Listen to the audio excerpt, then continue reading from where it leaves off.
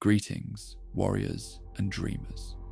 Welcome to the realms of sleep, where tonight we journey through the epic world of God of War. I am your guide through the 9 realms, where ancient gods whisper their secrets and mythic landscapes unfold before us. From the frost-covered mountains of Midgard to the golden halls of Asgard, these tales of gods and giants will carry you into peaceful slumber. Lay down your weapons, rest your weary head, and allow the legends of these powerful beings to become the landscape of your dreams. The battles have been fought, and now is the time for rest. So close your eyes, brave one. Let the fire of the hearth warm you as we begin our journey through realms both wondrous and dangerous. The afternoon light filtered through dense pine boughs as Kratos and Atreus made their way along an unmarked forest path, their breath forming small clouds in the crisp winter air. They had been traveling since dawn, following ancient markers that Faye had carved into selected trees, subtle symbols that guided their ongoing journey toward purposes not yet fully revealed. "The next waypoint should be close," Atreus said, consulting the rough map sketched from his mother's cryptic directions. His young voice carried notes of fatigue, despite his determination to match his father's steady pace. "According to the markings, there's supposed to be shelter ahead. Something about rest beneath borrowed roof." Kratos nodded without breaking stride, though his experienced eye assessed the gathering clouds overhead with tactical concern. The weather had been deteriorating gradually throughout the day, and experience suggested a more substantial storm approaching than the light snow currently dusting their shoulders. Finding appropriate shelter before conditions worsened would prove prudent, regardless of their original timeline. "We'll continue until we locate it," he decided, adjusting his pack's weight distribution for sustained travel. "The weather suggests urgency would be wise." As if responding to his observation, the snowfall intensified slightly, individual flakes growing larger and more persistent. The forest around them had taken on that peculiar quality preceding significant winter weather, an expectant stillness where even wildlife seemed to pause in anticipation of changing conditions. Mimir, secured at Kratos' belt, offered his characteristic blend of practical observation and scholarly interest. These old forest paths often led to way stations established by traveling merchants or hunters' guilds. Such shelters were commonly warded against both weather and unwanted visitors, though their effectiveness typically depends on maintenance that may have lapsed over decades of abandonment. They pressed forward through increasingly dense woodland, following phase markers as the path wound between massive pine trunks whose ancient bulk suggested centuries of growth, undisturbed by human activity. The snow continued to accumulate, though the thick canopy overhead provided partial protection, creating patchwork ground cover that required careful footing to navigate safely. After another half hour of steady progress, Atreus suddenly stopped, pointing through the trees towards something barely visible in the gathering gloom. "Father, look there! Between those 2 large pines, do you see it?" Kratos followed his son's indication, his warrior's vision penetrating the forest's natural camouflage to identify what had caught the boy's attention. Partially concealed by overgrown vegetation and situated in a small clearing naturally protected by surrounding evergreens, stood a modest wooden cabin, its dark timber walls weathered but apparently intact despite obvious age. "A forest dwelling," he confirmed, studying the structure with practiced assessment. The cabin appeared sound despite evident abandonment, no visible damage to walls or roof, windows still containing glass panes though heavily dust-covered, a stone chimney rising straight and solid above the roofline. Most remarkably, the building showed none of the typical decay expected from extended wilderness exposure without maintenance. "It looks preserved somehow, Atreus observed, echoing his father's unspoken assessment as they approached through the screening trees, like it's been waiting for someone to return. The path leading to the cabin's entrance, though overgrown with forest underbrush, remained discernible beneath accumulated pine needles and patches of snow. Ancient stepping stones emerged occasionally through the natural debris, their placement indicating deliberate construction rather than random arrangement. Someone had once maintained regular passage to this isolated dwelling.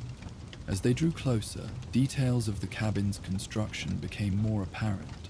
The timber walls consisted of massive logs, expertly fitted without visible gaps, their surface bearing the subtle patina of age without accompanying rot or insect damage. Iron hinges and hardware showed rust staining but remained structurally sound, while the window's glass panels maintained their clarity despite obvious years of neglect. "There's something unusual about this place," Mimir commented as they reached the small porch fronting the cavern's main entrance. "The preservation is far too complete for natural weathering patterns.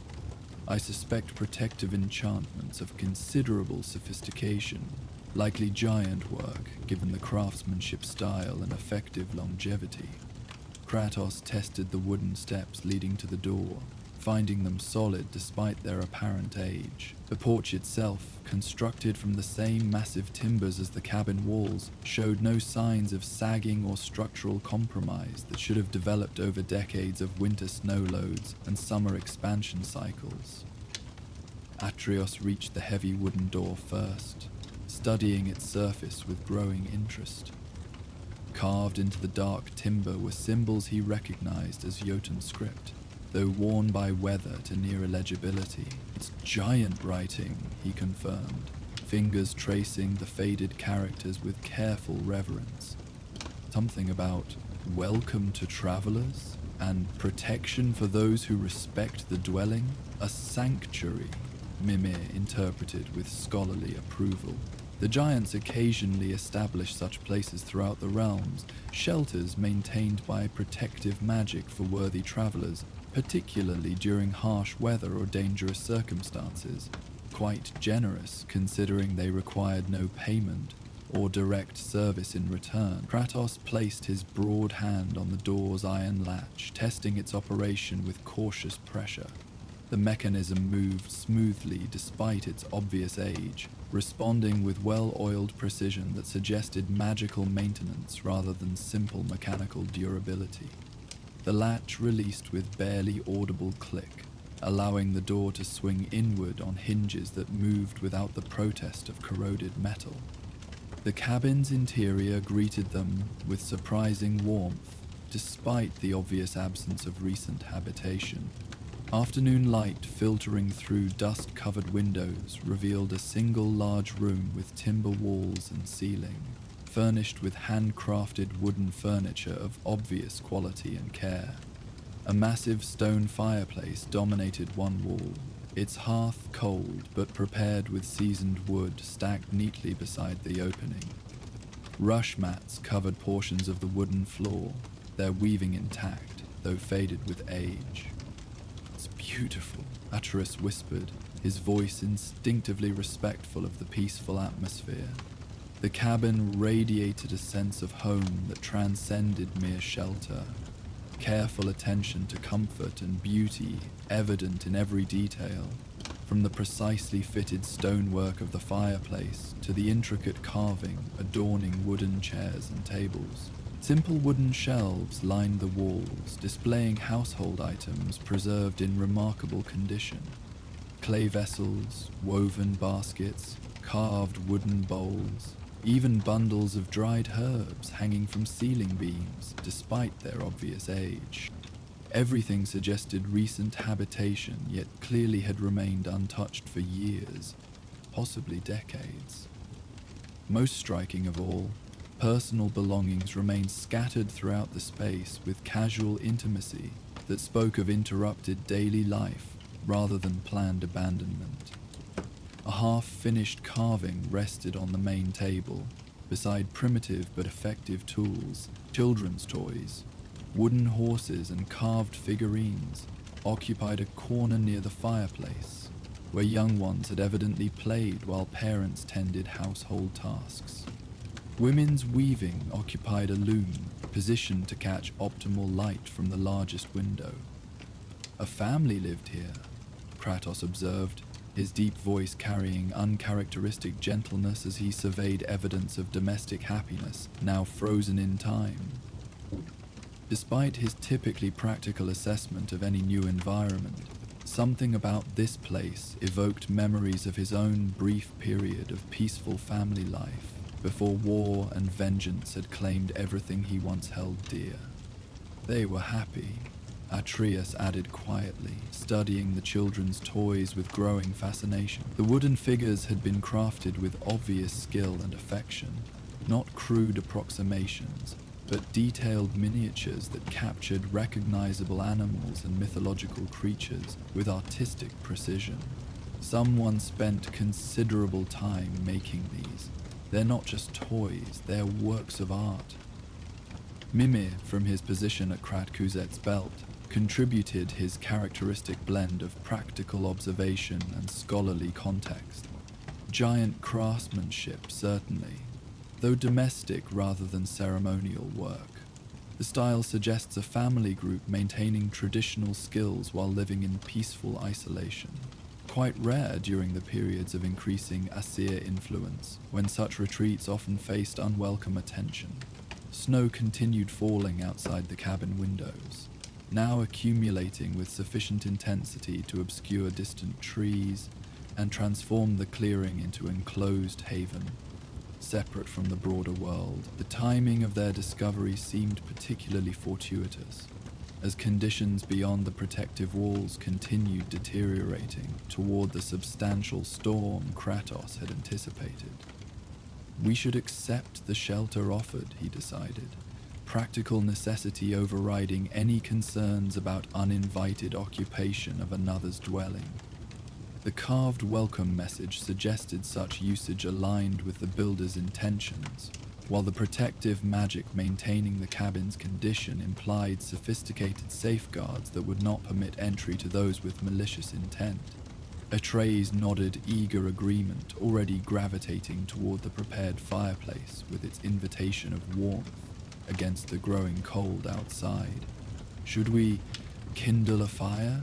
The wood is already arranged, and there are fire-starting materials on the mantel. Before responding, Kratos completed thorough assessment of their temporary shelter, his warrior's instincts requiring comprehensive understanding of any environment where they planned to rest.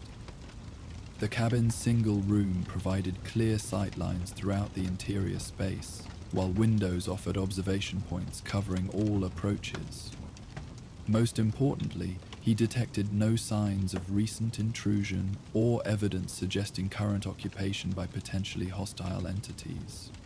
Yes, he agreed, beginning to remove his traveling pack and weapons for secure storage. We'll remain here until the storm passes.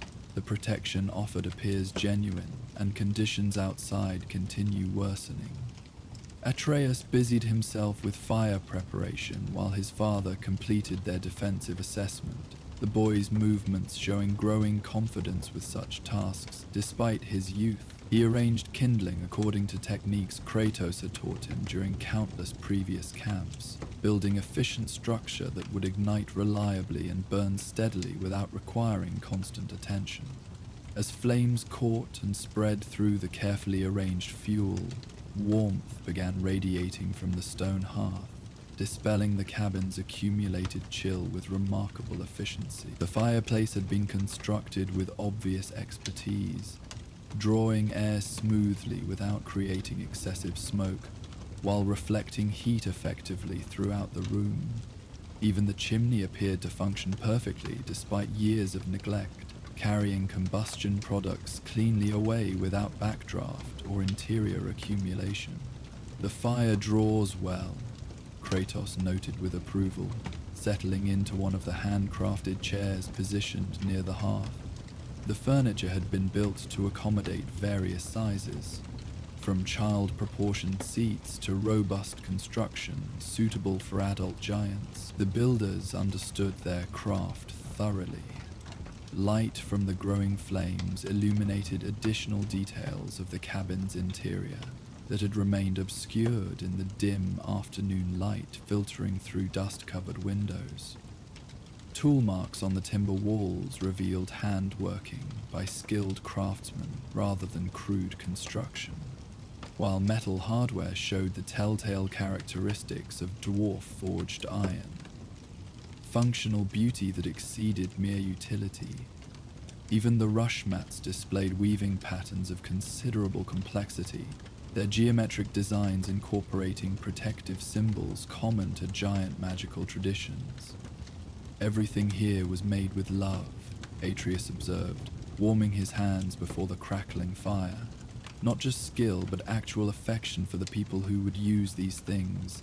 Even the children's toys show incredible attention to detail. As if drawn by this observation, his gaze returned to the collection of carved figures occupying their corner near the fireplace.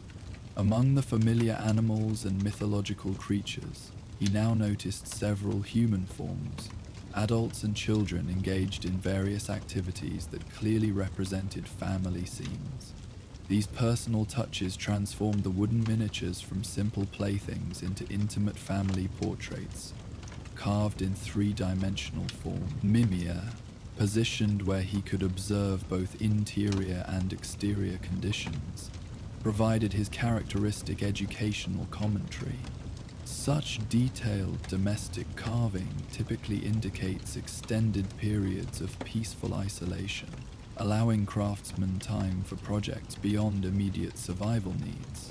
The level of artistic achievement here suggests years, possibly decades, of undisturbed family life. Quite remarkable given the increasingly turbulent political conditions throughout most giant territories. The storm outside had intensified considerably since their arrival. Wind now audible through the cabin's solid walls, while snow accumulated against the windows with increasing thickness.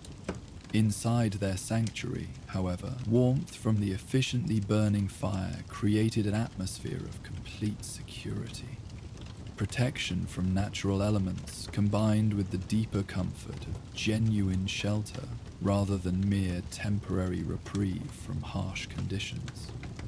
As evening approached and interior light depended increasingly on firelight rather than natural illumination, Atreus discovered something that stopped his casual exploration abruptly.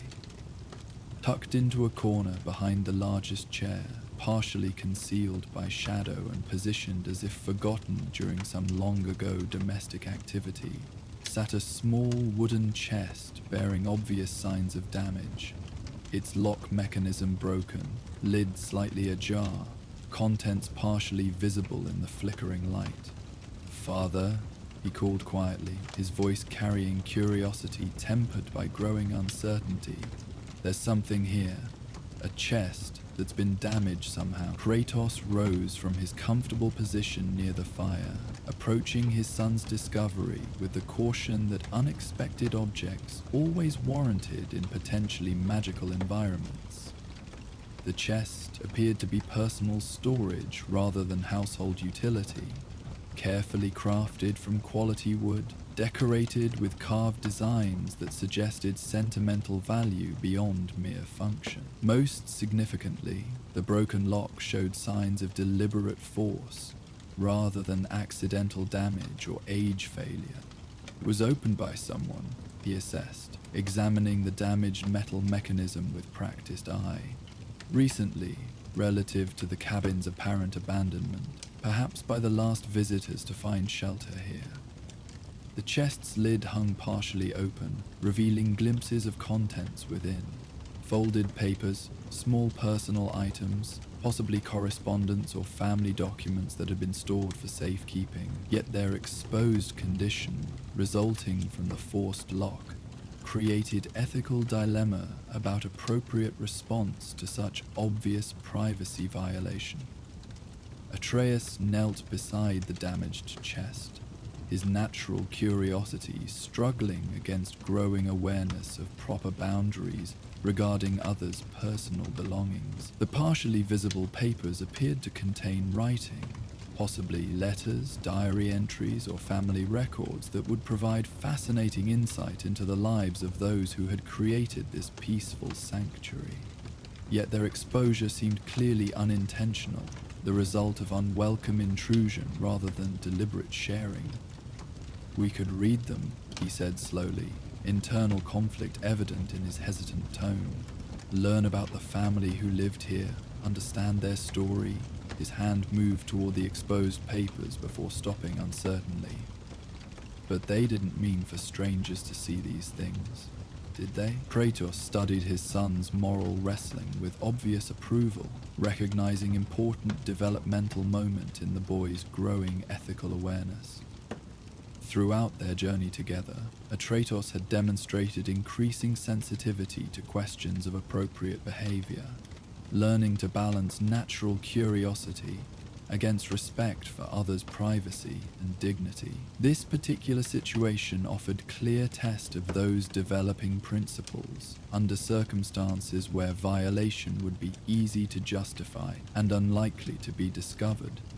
"The contents belong to those who placed them there," he said simply, his deep voice carrying quiet authority that reinforced rather than imposed proper choice. "Regardless of current accessibility or our own curiosity about their stories." "But someone else already broke the lock," Atreus argued, though without real conviction, testing his reasoning against his father's guidance rather than genuinely advocating for intrusion. "He wouldn't be the first to violate their privacy. Previous violation does not justify additional offense," Kratos replied, settling back into his chair while maintaining eye contact with his son. "Others' poor choices need not become our own." Mimir contributed his perspective from decades of observing moral choices across multiple realms and cultures. "Atreus represents fundamental dignity, brother, particularly for those who can no longer protect their own secrets. The dead, or missing, deserve our respect precisely because they cannot enforce it themselves." Atreus remained kneeling beside the damaged chest for several long moments, his young face reflecting internal struggle between curiosity and conscience. The partially visible papers seemed to call for attention, promising insights into lives lived peacefully in this isolated sanctuary. Stories that might never be told if not discovered now. Yet something deeper argued for restraint, recognition that some boundaries should not be crossed, regardless of opportunity or justification. Finally, with visible effort, he closed the chest's lid completely, cutting off view of the exposed contents. Though the broken lock prevented secure closure, this symbolic gesture restored the privacy that previous intruders had violated, returning the personal documents to concealment regardless of mechanical security. "You're right," he said quietly, settling back from the chest with expression that combined disappointment with growing satisfaction. "Their stories belong to them, not to us. If they wanted strangers to know these things, they would have displayed them openly rather than storing them privately." Kratos nodded approvingly, recognizing mature reasoning that went beyond simple rule following to embrace underlying principles. Respect for others extends beyond their presence or ability to defend themselves. What we choose when no one can prevent us reveals our true character. This moment of moral choice quietly resolved in favor of dignity over curiosity seemed to deepen the peaceful atmosphere within the cabin walls, as if the dwelling itself approved of their restraint. The fire burned more warmly, the wind outside seemed less threatening, and the overall sense of sanctuary grew more profound. They had proven themselves worthy of the protection offered, not through strength or payment, but through respect for those who had created this. As night settled fully outside the cabin windows, Interior warmth created perfect environment for the kind of intimate conversation that arose naturally between father and son when daily survival pressures temporarily eased. The crackling fire provided both practical illumination and hypnotic focus that encouraged reflection rather than urgent planning. Rare luxury in their typically challenging existence. "Do you think they were happy?" Atreus asked, studying the domestic evidence surrounding them with new appreciation for the lives that had created such obvious care and attention to beauty. "A family who lived here, I mean. It seems like they must have been." Kratos considered this question while observing details that had emerged more clearly in the steady firelight. The positioning of furniture suggested regular interaction. Chairs arranged for conversation, work areas organized for collaboration, children's spaces integrated with adult activities rather than segregated. Most telling, the artistic elements throughout the cabin exceeded functional necessity, indicating time and energy devoted to beauty for its own sake, rather than mere survival. "They invested in permanence," he observed, his response characteristically practical, yet revealing deeper understanding.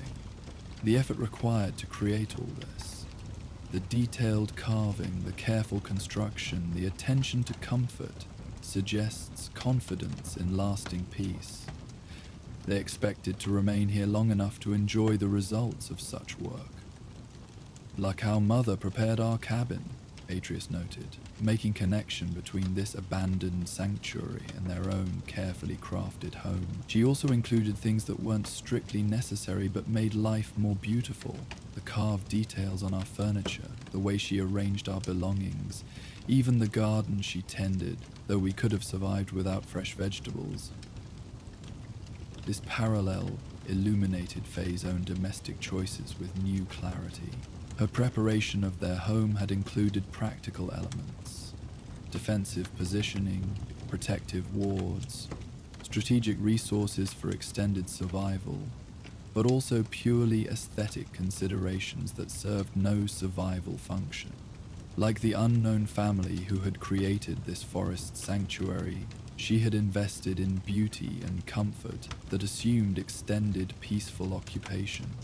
"Your mother understood that survival alone does not constitute life," Kratos reflected, his voice carrying unusual gentleness when speaking of his deceased wife. "She created conditions for happiness, not merely existence." Outside, the storm continued its assault on the forest, wind howling through pine boughs and snow accumulating against the cabin walls with increasing intensity. Yet inside their borrowed sanctuary, such concerns seemed distant and manageable, temporary inconvenience rather than genuine threat. The protective magic maintaining the cabin's integrity held firmly against all natural forces, creating an island of perfect security within the wider chaos. "I wish we could thank them," Atreus said eventually, gesturing toward the evidence of generous hospitality that surrounded them. "The family who built this place, I mean. For sharing their shelter with strangers, even though they're not here to welcome us personally."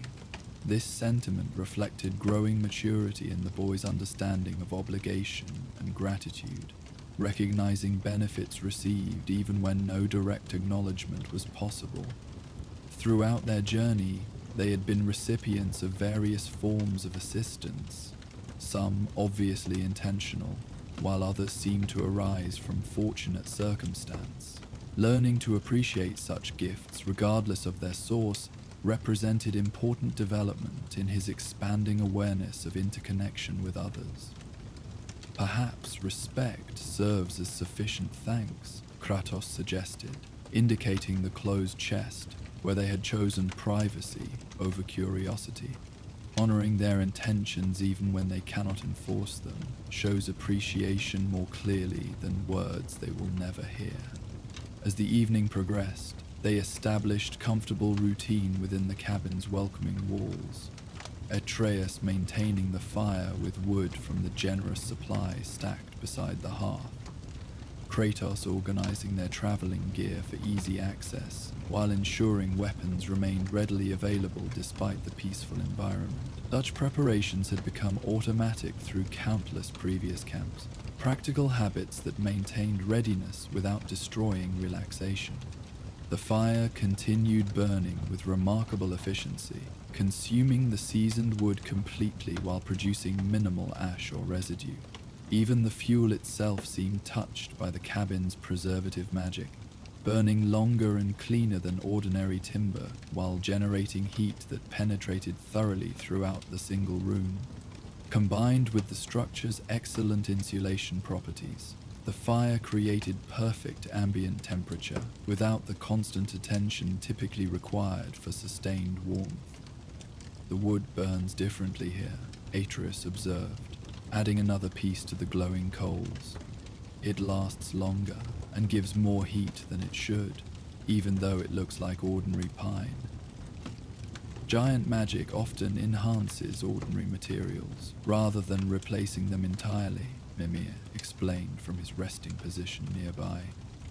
More subtle than flashy transformation, but ultimately more practical for extended daily use. The inhabitants of this cabin likely enjoyed such conveniences throughout their residence, magic woven so seamlessly into daily life that its presence became nearly invisible. This integration of magical enhancement with ordinary activities represented sophisticated approach to supernatural power, utility rather than spectacle, effectiveness rather than demonstration. The cabin exemplified this philosophy throughout its construction and furnishing, using magic to perfect natural materials and conventional techniques, rather than replacing them with obviously supernatural alternatives. As full darkness claimed the forest outside, interior light depended entirely on their fire, creating an intimate atmosphere that encouraged storytelling and quiet conversation. The storm's continuing intensity remained audible, but seemed increasingly distant, separated from their experience by walls that had protected previous occupants through countless similar nights. "Tell me about your homeland," Atreus requested, settling more comfortably in his chair near the warming flames. "About Greece before the war. Was it beautiful like this forest?" Kratos rarely spoke of his distant past, the memories too bound up with loss and regret to allow casual recollection. Yet something about their current circumstances, the domestic peace of the cabin, the security provided by unknown benefactors, the implicit trust represented by such generous hospitality, created space for reflection that normally remained too painful to access. "Parts of it," he admitted, surprising his son with the willingness to engage such topics. The mountains held forests not unlike these, though warmer and filled with different creatures. The sea provided abundance when treated with respect. Cities grew large and wealthy through trade, creating beauty alongside corruption. "What happened to it all?" Atreus asked gently, sensing his father's internal struggle with these recollections, yet hoping for deeper understanding of the history that had shaped their family's journey to this northern realm. "War consumed everything eventually," Kratos replied, his voice carrying weight of witnessed devastation that few beings could comprehend. "Gods manipulated mortals for their own purposes, turning natural conflicts into cosmic disasters. What should have remained local disputes expanded until entire civilizations paid the price for divine ambition." This sobering reminder of power's potential for destruction created thoughtful silence within the cabin's warm interior. Both father and son had witnessed similar patterns emerging in their current realm, conflicts escalating beyond their original scope as various divine factions pursued goals that cared little for mortal consequences. The parallels between distant Greece and present Midgard suggested unfortunate universality in such destructive cycles. But You survived. You found a new home, met Mother, started a family. Even after everything was destroyed, you created something good again. Kratos absorbed this perspective with some surprise, having rarely considered his northern life as creation rather than escape. Yet from his son's viewpoint, their family represented positive achievement rather than mere survival. Conscious choice to build happiness despite previous loss. The cabin surrounding them seemed to embody similar philosophy, its builders having created beauty and comfort despite whatever circumstances had driven them to such isolated sanctuary. Your mother made that possible, he acknowledged, crediting Faye's influence in transforming his existence from mere survival to genuine life. She saw potential for happiness, where I perceived only necessary refuge. Outside, the storm reached peak intensity, wind driving snow against the cabin walls with force that would have been concerning in less substantial shelter.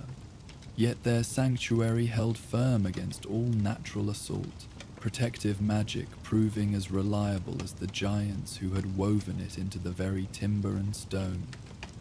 Inside, warmth and security remained perfect, creating complete separation from the hostile conditions beyond their borrowed walls. "Do you think we'll find them?" Atreus asked eventually, returning to questions about the cabins, the family who lived here, I mean.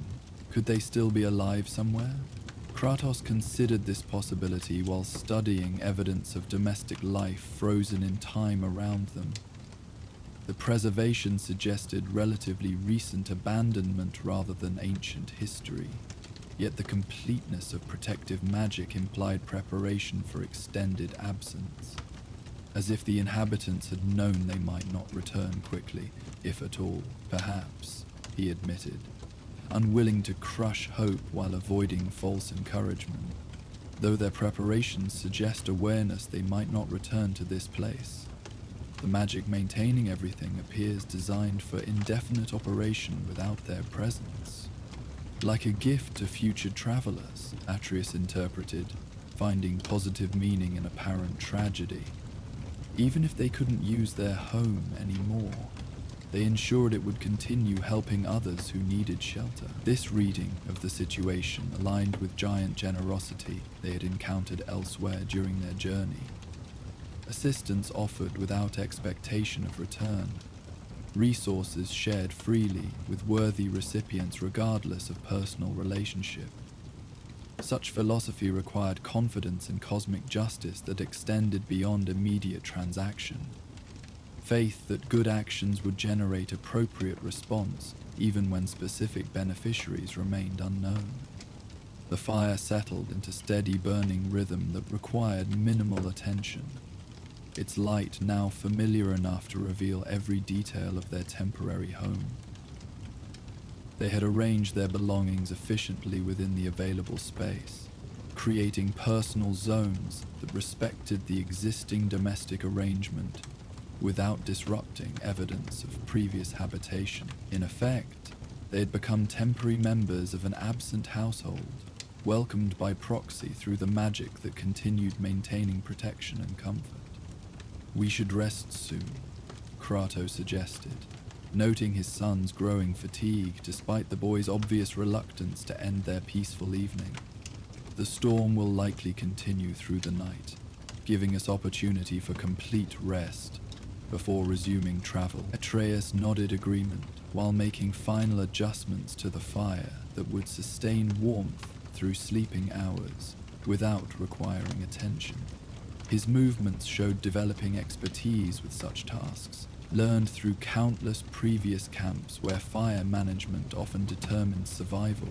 Yet here, such skills served comfort rather than desperate necessity, luxury of security that allowed focus on perfection rather than mere adequacy. As they prepared sleeping areas using their own traveling furs supplemented by additional materials discovered within the cabin's storage, the domestic peace surrounding them seemed to deepen further. The storm outside provided consistent background sound that enhanced rather than disturbed the interior tranquility. while firelight created hypnotic patterns on timber walls that invited relaxation rather than vigilance. "Thank you," Atreus said quietly as they settled into their improvised beds, his words directed toward the absent family whose generosity provided their shelter. Though no response could be expected, the sentiment seemed important to voice. Acknowledgement of debt that could not be repaid directly but might find expression through similar generosity offered to future travelers in need. Kratos made no verbal response to his son's gratitude, yet his own awareness of obligation received remained equally strong. Throughout his existence, genuine hospitality had been rare enough to merit profound appreciation when encountered. The cabin's builders had created more than mere shelter. They had crafted sanctuary that continued serving its purpose long after personal benefits ceased to motivate its maintenance. Outside, the storm continued its assault on the forest, snow accumulating to depths that would make travel challenging until conditions improved. Yet inside their borrowed home, such concerns seemed manageable rather than threatening, temporary inconvenience that would pass with time, rather than catastrophic disruption requiring immediate response.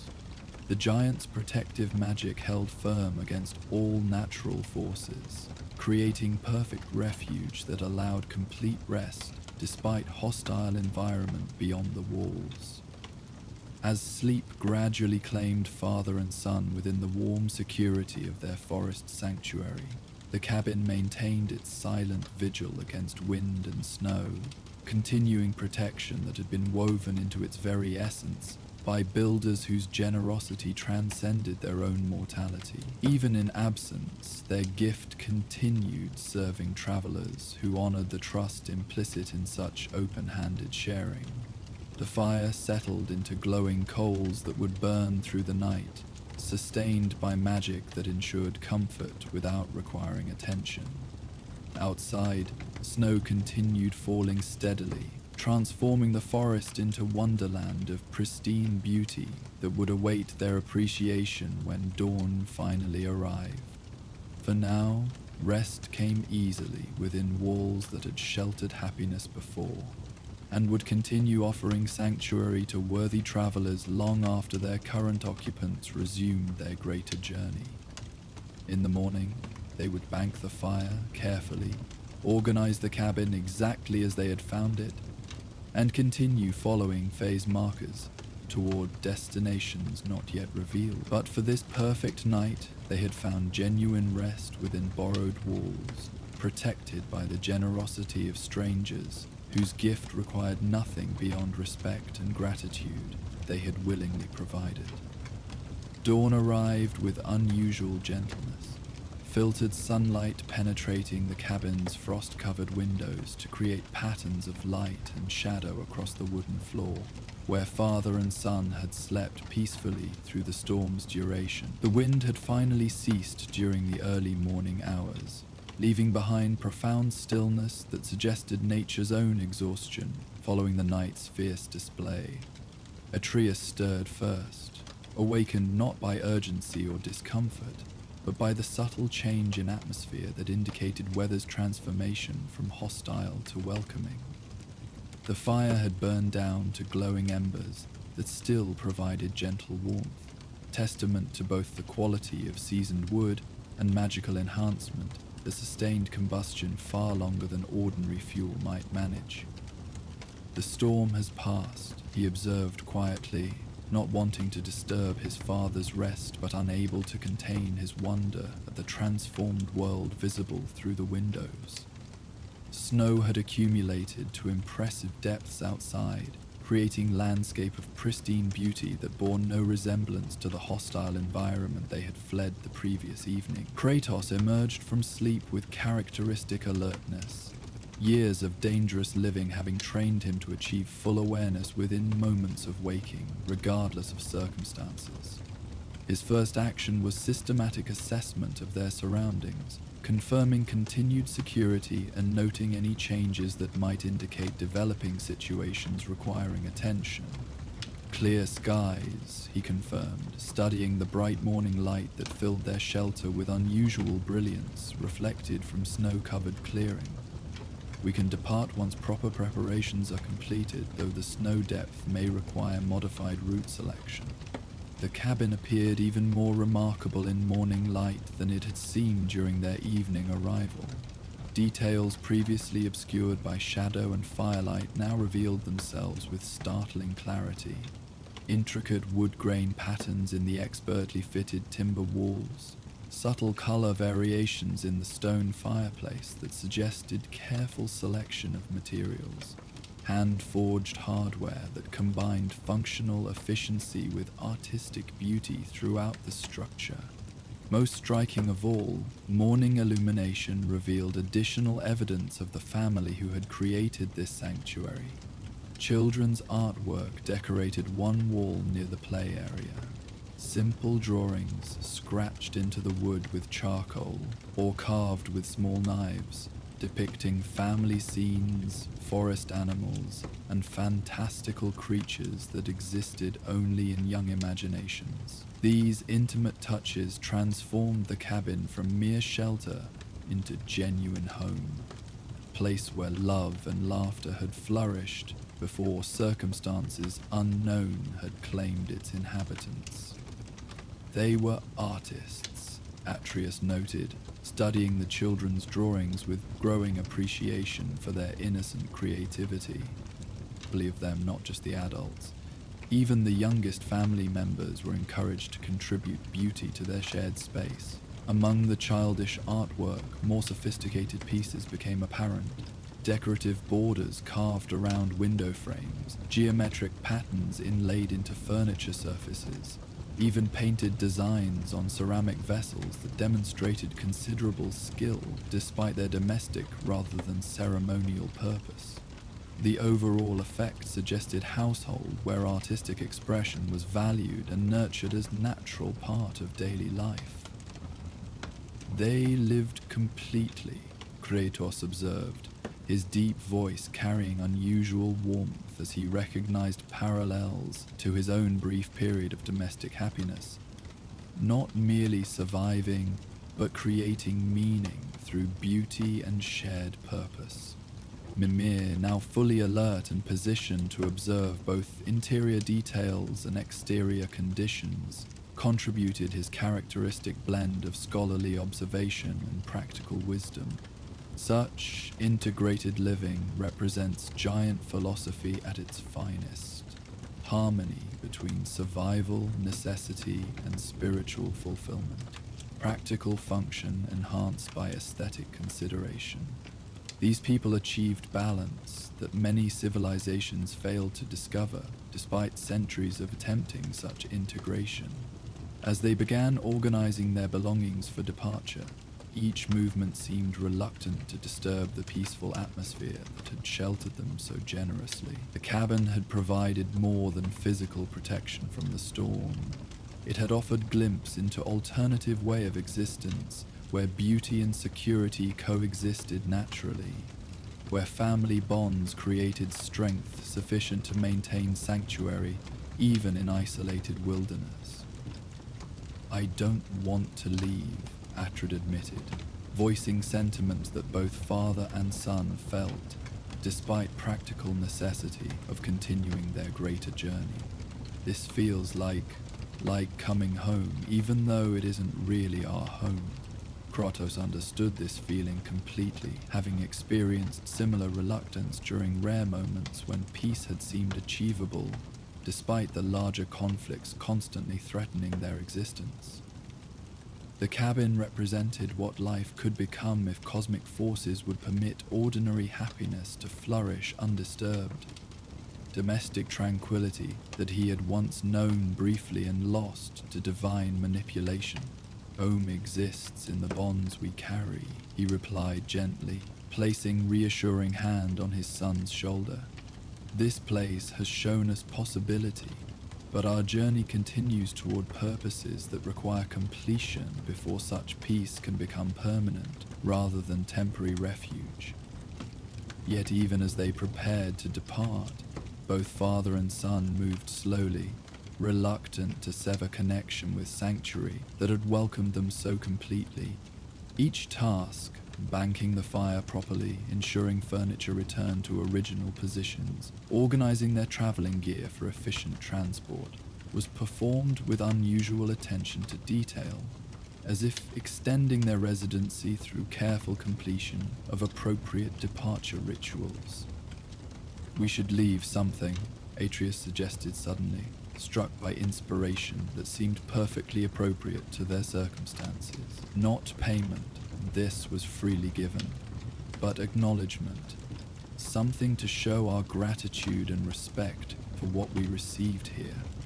Kratos considered this proposal with growing approval, recognizing proper impulse toward reciprocity, despite inability to repay hospitality directly to those who had provided it. Throughout various cultures and realms, appropriate acknowledgement of generous hosting typically included some gesture of appreciation, even when hosts were absent or circumstances prevented direct interaction. What would be suitable, he asked, trusting his son's instincts regarding appropriate form for such expression. Atreus had demonstrated increasingly sophisticated understanding of social obligations and cultural expectations, skills that would serve him well as their journey continued into territories where diplomatic sensitivity might prove as important as combat capability. The boy studied the cabin interior thoughtfully, seeking inspiration from evidence of family life that surrounded them. His gaze lingered on the children's artwork, the carefully maintained household items, the general atmosphere of love and attention that had shaped every detail of their former home. Finally, his expression brightened with a merging idea that seemed perfectly aligned with the spirit of generosity they had experienced. Something for the children, he decided, moving toward his traveling pack with renewed purpose. I'd have carving materials. Maybe I could add to their artwork collection, something that shows other travelers have appreciated their family's gift and wanted to contribute to the beauty they created here. This proposal struck both Kratos and Mimir as entirely appropriate response to the hospitality they had received, rather than attempting payment or compensation, which might seem presumptuous given the freely offered nature of the shelter. Contributing to the existing artistic legacy would honor the family's values while leaving permanent reminder of grateful visitors who had respected their generous intentions. While Atreus worked with knife and seasoned wood fragment to create suitable contribution to the children's art collection, Kratos completed final preparations for their departure. He banked the fire coals carefully, ensuring they would remain viable for rekindling should future travelers require warmth, then organized furniture and household items exactly as they had found them upon arrival. Most importantly, he confirmed that the damaged chest remained closed, its broken lock concealing private documents that would continue protecting family secrets from casual intrusion. Their choice to respect privacy rather than satisfy curiosity had proven correct, contributing to overall sense of appropriate behavior that seemed to please whatever protective spirits maintained the cabin's sanctuary status. "There," Atreus announced, completing his carving project with obvious satisfaction. The wooden figure he had created depicted a young wolf, clearly referencing his own nature, while avoiding specific identification, positioned in posture of respectful greeting rather than threat or dominance. The craftsmanship, while not matching the sophisticated skill evident in other family artwork, demonstrated genuine effort and artistic intention rather than casual gesture. "Where should I place it?" he asked, seeking guidance about appropriate positioning for his contribution to the household's creative legacy. Kratos studied the collection of children's drawings and carvings, identifying a location that would integrate naturally with existing artwork, while remaining clearly visible to future visitors who might appreciate evidence of grateful travelers. "There, among the other animal figures," he suggested, indicating space near the fireplace where several similar wooden creatures already occupied places of honor. Atreus positioned his carved wolf carefully among the existing menagerie, its presence adding to, rather than disrupting, the established artistic arrangement. The new figure seemed to belong naturally within the collection, as if patient family craftsmen had simply added another member to their growing wooden zoo during ordinary evenings spent around the warming hearth. "It looks right," he observed with satisfaction, stepping back to assess the integrated result. Like it was always meant to be part of their family collection. With their contribution complete and departure preparations finalized, father and son stood together near the cabin door for final acknowledgement of shelter that had provided far more than mere protection from winter storm. The morning light streaming through clean windows illuminated every detail of domestic happiness, frozen in time, reminding them of possibilities that existed beyond constant struggle and cosmic conflict. "Thank you," Kratos said quietly, his words directed toward absent family whose generosity had created this lasting sanctuary. Though no response could be expected, the sentiment required expression. Recognition of debt that extended beyond material assistance to include restoration of faith in basic goodness that persisted despite world's darker realities. They stepped outside into morning air so crisp it seemed to crystallize with each breath, snow crunching beneath their boots as they began navigating through accumulated drifts toward the forest path that would resume their greater journey. Behind them, the cabin stood serene and welcoming, ready to provide similar sanctuary to future travelers who might require its protection and comfort. The protective magic maintaining its preservation continued operating with perfect efficiency, ensuring that walls would remain sound, windows clear, and interior warm for whoever might next discover this hidden refuge during times of need. The family's gift transcended their own mortality, becoming permanent addition to world's limited supply of genuine sanctuary available to worthy travelers. As they reached the tree line and turned for final look at their borrowed home, both father and son carried renewed understanding of what peace might eventually become once their current obligations. The cabin had provided more than temporary shelter. It had offered vision of domestic happiness that remained achievable despite cosmic forces that seemed determined to prevent ordinary mortals from achieving lasting tranquility. "We'll remember this place," Atreus declared with quiet certainty, his words carrying promise that extended beyond mere nostalgic recollection to encompass deeper commitment toward creating similar sanctuary once circumstances permitted such investment in permanent happiness.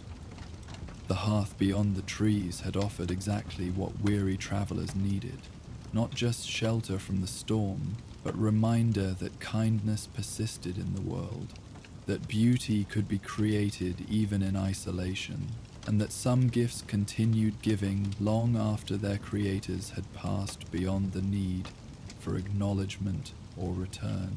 In its warm embrace, they had discovered that home existed, not merely in place, but in the love that shaped spaces where families flourished, creating beauty that welcomed strangers and offered hope that such peace might someday become their own permanent reality, rather than borrowed refuge from continuing struggle.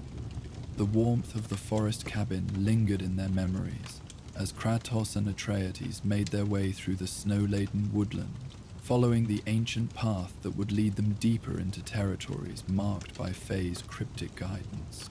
Behind them, the sanctuary continued its patient vigil, ready to welcome future travelers with the same generous spirit that had sheltered them through the storm. The morning air carried a clarity that seemed to amplify every sound. The soft crunch of snow beneath their boots, the distant call of ravens, the gentle whisper of wind through pine boughs heavy with accumulated frost. It was the kind of pristine winter day that made travel feel less like necessity and more like pilgrimage, each step taking them further from the domestic peace they had briefly known toward whatever revelation awaited along their continuing journey. The next marker should be ahead, Atreus observed, consulting the rough directions sketched from his mother's enigmatic instructions. Something about where earth meets sky in song. I'm not entirely sure what that means, but the marking suggests we're heading toward higher ground. Kratos nodded, his experienced eye already noting subtle changes in the terrain as their path began ascending through increasingly rocky landscape. The dense forest gradually gave way to more open terrain, where massive stone formations emerged between scattered trees, their surfaces bearing the weathered patterns of countless seasons spent exposed to wind and storm. Mountain country ahead, he confirmed, observing distant peaks that rose beyond the immediate hills. The footing will become more challenging, but the views will expand considerably once we gain elevation. As they climbed steadily upward, leaving the protective embrace of the deep forest behind, both father and son found themselves glancing back occasionally toward the valley where their borrowed sanctuary waited in patient concealment. The cabin had provided more than mere shelter. It had offered glimpse of what life might become once their greater purpose reached completion, domestic tranquility that seemed achievable despite cosmic forces arrayed against ordinary happiness. Yet ahead lay new discoveries, fresh challenges, and perhaps revelations that would illuminate the next phase of their journey toward understanding Faye's ultimate intentions. The path wound upward through increasingly dramatic landscape, leading them toward heights where earth and sky converged in ways that suggested both literal elevation and metaphorical transcendence.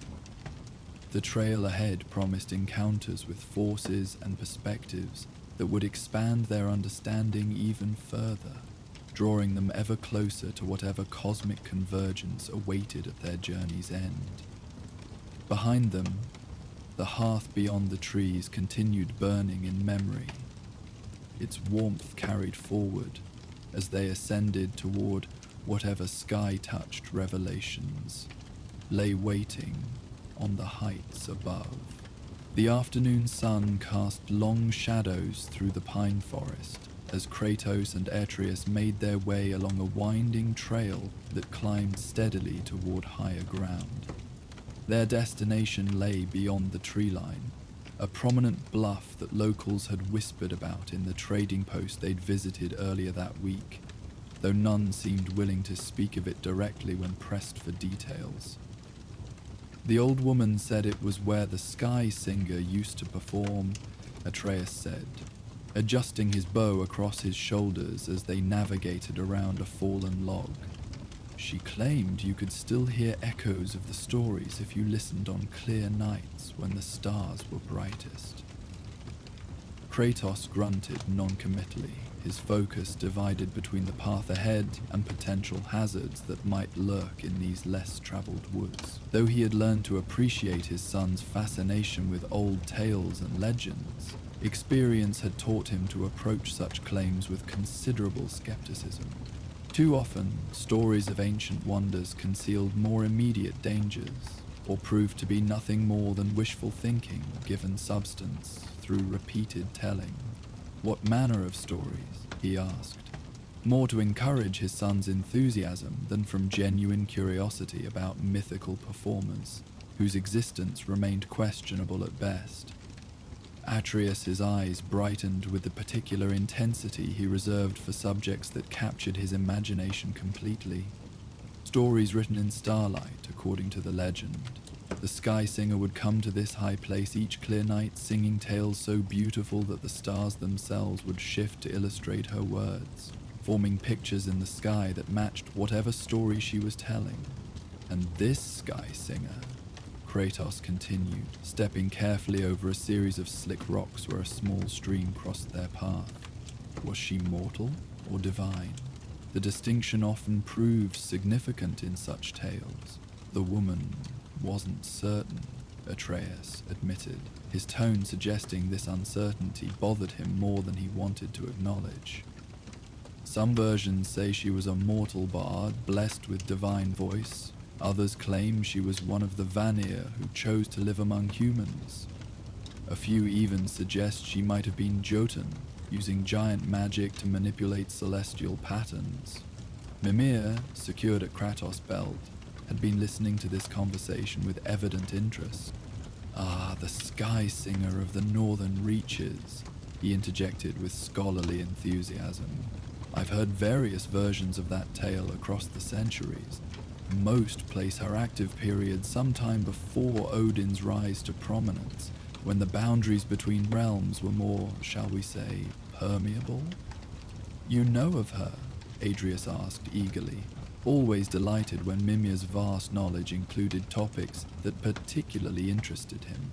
"Know of her certainly, though I never had the pleasure of witnessing a performance myself," Mimir replied with slight regret coloring his tone.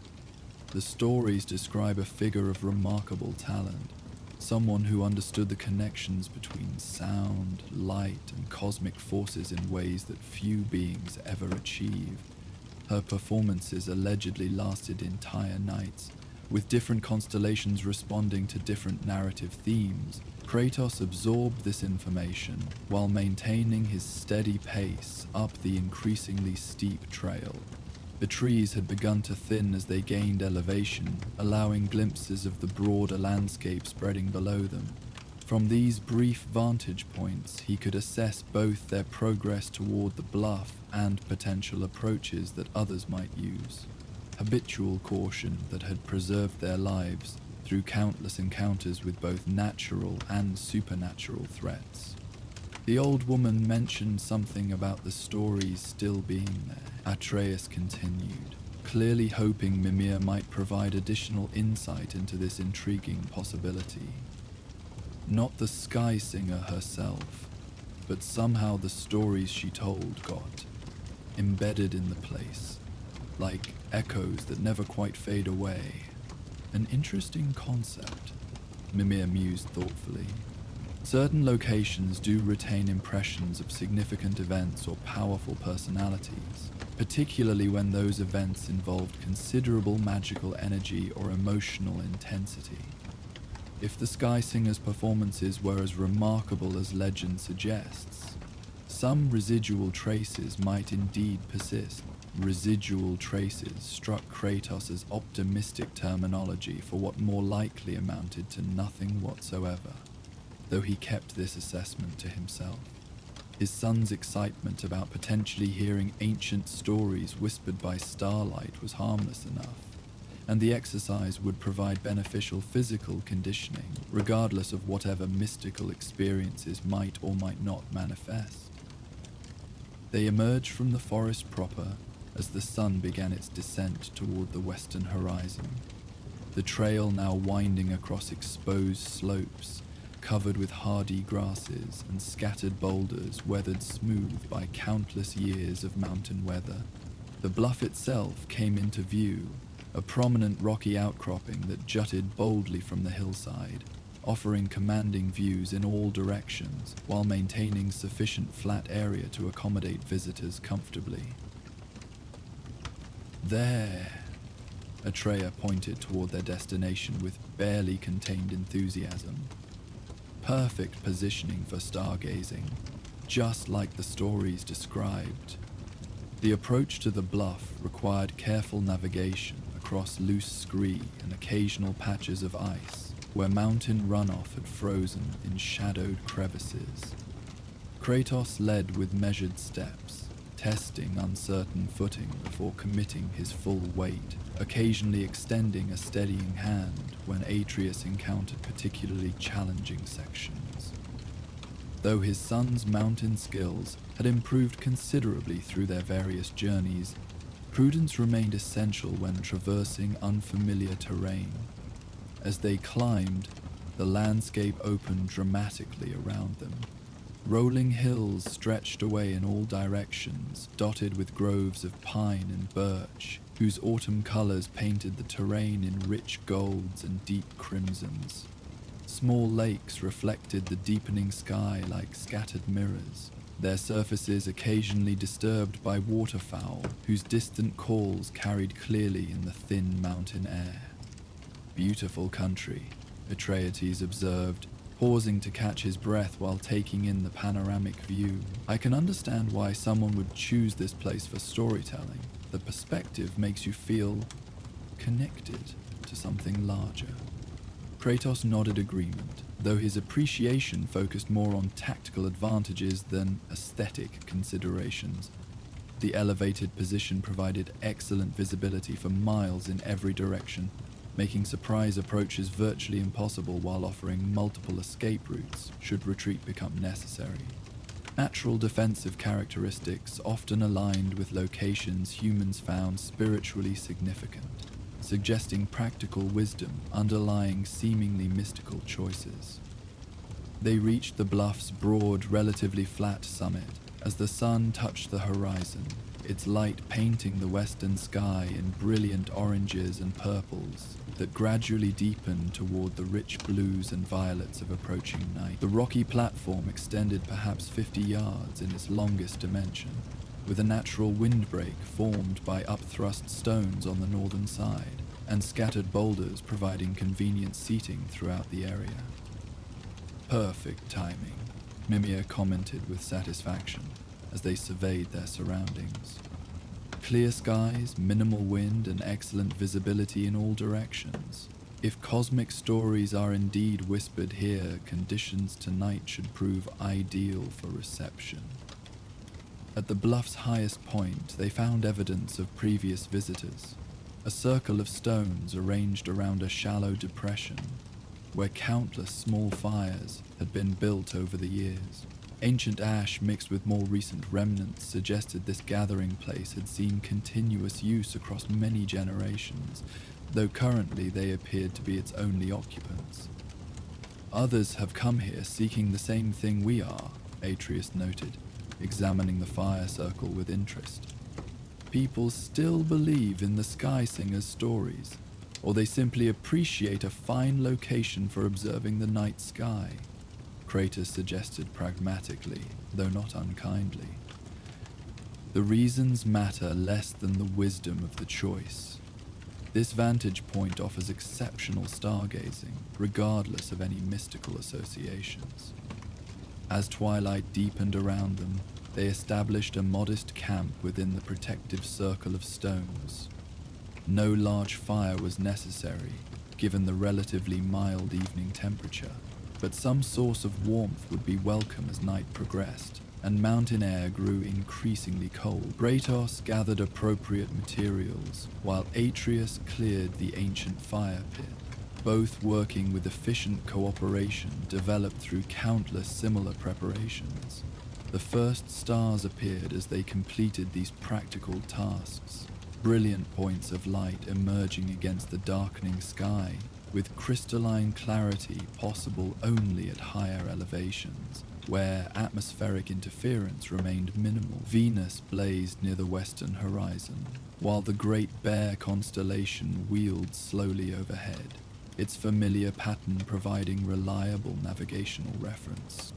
"I've never seen stars so clearly," Atreus said softly, settling onto a comfortable boulder, positioned to provide optimal viewing angle toward the northern sky. "They seem close enough to touch, like scattered diamonds laid out on dark cloth." Kratos arranged his own seating nearby, close enough to provide companionship without interfering with his son's stargazing experience. Though he maintained skepticism regarding whispered stories and celestial communications, he recognized the value in quiet contemplation beneath a vast night sky. Such moments offered perspective on mortal concerns, while providing peaceful respite from constant vigilance against threats both immediate and distant. "The old woman said the Sky Singer preferred the hour just after full darkness," Atreus continued, his voice filled with hopeful anticipation. When the brightest stars had emerged, but before the faintest ones became visible, something about optimal balance between light and shadow for weaving stories into starlight. Mimir, positioned where he could observe both sky and surroundings, added his own perspective. Traditional storytelling often incorporated specific timing for maximum impact. The transition from twilight to true night creates particular atmospheric conditions, both literal and metaphorical, that enhance receptivity to narrative experiences. The wind picked up as night settled fully across the landscape, sighing softly through the scattered boulders and carrying scents of pine, mountain herbs, and distant snow from higher peaks. This gentle breeze created subtle harmonics as it moved past rock formations of varying sizes and shape, generating sounds that resembled distant music or half-heard conversations. Natural phenomena that imagination might easily interpret as something more deliberate. Atreus listened intently to these wind songs, his head tilted slightly, as if trying to catch words or melodies that remained just beyond clear comprehension. His expression showed focused concentration rather than casual observation, genuinely seeking whatever traces of ancient stories might linger in this place. "Do you hear anything yet?" Kratos asked quietly, keeping his voice low to avoid interfering with his son's careful listening. "The wind makes interesting sounds here," Atreus replied thoughtfully. "Almost like someone humming a tune I should recognize but can't quite remember. And there are patterns, not random noise but something more structured, like music played very softly in the distance." Kratos extended his own hearing, focusing on the various sounds carried by the mountain breeze. He detected the obvious elements: wind through stone, distant calls of night birds, the subtle creaking of trees in the valley below. Yet when he listened with deeper attention, certain acoustic properties did seem to suggest more complex organization than simple randomness might produce. "The bluff shape creates natural amplification," he observed, offering practical explanation for these phenomena. "Sound waves reflect and combine in ways that might produce patterns resembling intentional composition." "Maybe," Atreus agreed, though his tone suggested he hoped for explanations beyond purely physical causes. "But listen to how it changes when the wind shifts direction. Different passages seem to emerge, like chapters in a book or movements in a long symphony." They sat in comfortable silence for a time, each absorbed in private contemplation while sharing the peaceful experience of night sky observation. The stars continued their ancient wheel overhead, constellations slowly rotating as Earth turned beneath the celestial sphere. Occasional meteors streaked briefly across the darkness, their sudden brilliance drawing appreciative comments before burning out in the upper atmosphere.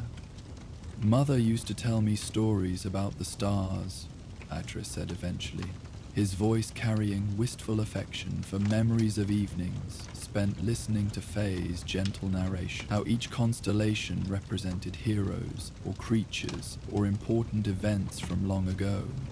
She said the stories helped people remember things that mattered, lessons about courage and wisdom and the consequences of choices.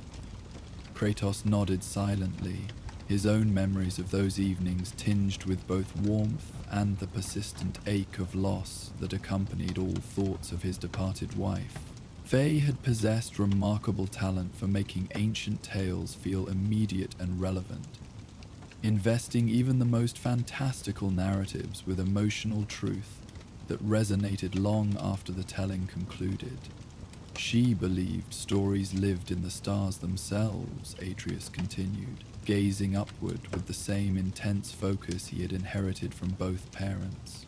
Not just human interpretations of random patterns, but actual narratives somehow woven into the fabric of night sky. preserved there for anyone who knew how to listen properly. This concept aligned closely with legends surrounding the Sky Singer, suggesting connections between Fae's understanding and whatever traditions had inspired the mythical performer.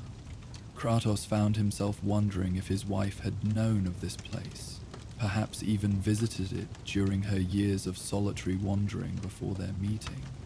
"Your mother possessed deep knowledge of many ancient traditions," Mimir commented gently. Her perspective on stellar stories might well have encompassed insights related to the Sky Singer's alleged abilities, practical techniques for perceiving narratives that less sensitive individuals might miss entirely. The wind shifted again, carrying new harmonic combinations as it moved through the bluff's complex rock formations. This time, the sound seemed more distinctly organized, rhythmic patterns that rose and fell like spoken language, though in no dialect Atreus recognized, despite his facility with multiple tongues. "There," he said suddenly, sitting forward with excitement. "Did you hear that? Like someone speaking very softly, just at the edge of hearing." Kratos listened more carefully, focusing on the specific acoustic phenomena his son had detected. Among the various wind sounds, certain passages did seem to possess qualities resembling human speech, cadences and inflections that suggested communication rather than random noise, though the content remained indecipherable. "I hear patterns that might be interpreted as language," he acknowledged carefully, "though determining actual meaning presents considerable difficulty. It's not about understanding words," Atreus explained, his voice filled with growing wonder. "It's about feeling the story, like music that makes you happy or sad without needing to know why. The sounds carry emotions and images that form narratives in your mind." This description reminded Kratos of certain battlefield experiences where intuitive understanding had guided action more effectively than conscious analysis. Moments when patterns too complex for rational assessment had nonetheless conveyed crucial information through channels beyond ordinary perception. Perhaps similar phenomena operated here, though directed towards storytelling rather than survival. As midnight approached, the wind patterns seemed to reach peak complexity, multiple harmonic streams weaving together in increasingly sophisticated arrangements. Atreus followed these developments with rapt attention, his expression shifting to reflect whatever narrative impressions the sounds evoked in his receptive imagination. "I can see it," he whispered, eyes fixed on the stars above, while his mind processed the audio experience flowing around them. A story about a traveler who lost his way in a great forest. He wandered for days, growing more desperate as his supplies ran low, and darkness seemed to deepen around him. Kratos watched his son with mixture of skepticism and curiosity, uncertain whether this narrative emerged from genuine external sources or simply from Atreus' natural storytelling ability, stimulated by atmospheric conditions. Regardless of origin, the boy's engagement seemed genuine and positive, a harmless exercise in imagination that provided peaceful entertainment beneath the star-filled sky. The traveler came to a clearing where an old woman sat beside a small fire. Atreus continued, his voice taking on the measured cadence of traditional storytelling. She offered him food and shelter, but warned that her help came with a price. He must carry one of her stories to the next person who needed guidance, passing it along so the wisdom wouldn't be lost.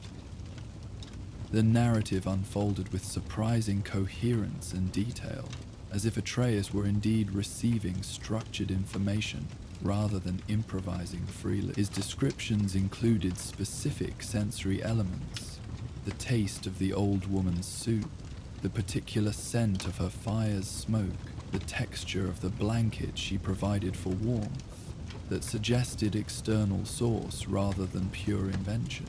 The traveler agreed eagerly, grateful for assistance regardless of conditions.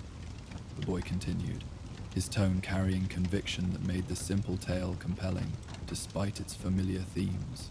But when morning came and the old woman gave him the story he must carry, he discovered it wasn't the grand adventure or profound wisdom he had expected. Instead, it was a simple account of kindness offered freely, without expectation of reward or recognition. Kratos found himself drawn into this narrative despite initial skepticism, the story's gentle themes resonating with experiences from his own journey toward understanding the value of compassion over conquest. Whether the tale originated from mystical sources or his son's growing wisdom mattered less than its essential truth regarding the power of small kindnesses to create meaningful change. Years later, when the traveler had become old himself, he encountered a young person lost in the same forest where he had once wandered desperately. Atreus continued, the wind sound seeming to support and amplify his voice rather than competing with it. He offered the same assistance he had once received, sharing both practical help and the story he had carried faithfully all those years. The narrative concluded with gentle inevitability, the cycle of kindness continuing as each recipient became a giver in turn, the old woman's simple story proving more valuable than any treasure or secret knowledge the original traveler might have imagined. As Atreus finished speaking, the wind patterns shifted again, becoming less structured and more typically random, as if the storytelling session had reached its natural conclusion. That was beautiful, Kratos said quietly, genuine appreciation evident in his gruff voice. Whether the story came from ancient echoes or your own wisdom, it carried truth worth hearing. Atreus smiled with satisfaction mixed with lingering wonder at the experience he had just facilitated or participated in, the distinction remaining unclear even to him. It felt like collaboration somehow, he explained thoughtfully. Like the wind was providing framework and I was filling in details, working together to recover something that had been partially lost. Perhaps that's precisely what occurred, Mimir suggested with scholarly interest. If stories do indeed become embedded in locations where they were frequently told, accessing them might require exactly this sort of cooperative effort. Environmental conditions providing base patterns, while receptive consciousness supplies missing elements. They remained on the bluff for another hour, experiencing several more episodes where wind patterns seemed to suggest narrative frameworks that Atreus translated into complete stories. Each tale possessed similar themes of kindness, wisdom gained through adversity, and the interconnection between seemingly separate individuals across time and distance. Whether these stories represented genuine recovery of ancient material or creative interpretation of natural phenomena, they provided peaceful entertainment perfectly suited to the serene setting. During a lull in the wind's musical patterns, Atreus began sharing his own observations about the stars overhead, pointing out constellations and recounting the stories Faye had taught him during their quiet evenings at home. His voice carried the same gentle cadence his mother had used, unconsciously adopting her storytelling rhythms as he described the Great Bear's eternal hunt across the northern sky. She said, "The bear represents persistence," he explained, tracing the constellation's outline with his finger. How some pursuits require not speed or strength, but simply the determination to continue moving forward, one step at a time, even when the goal seems impossibly distant. Kratos listened with attention that went beyond polite interest, recognizing in his son's words echoes of lessons Faye had hoped to instill in both of them.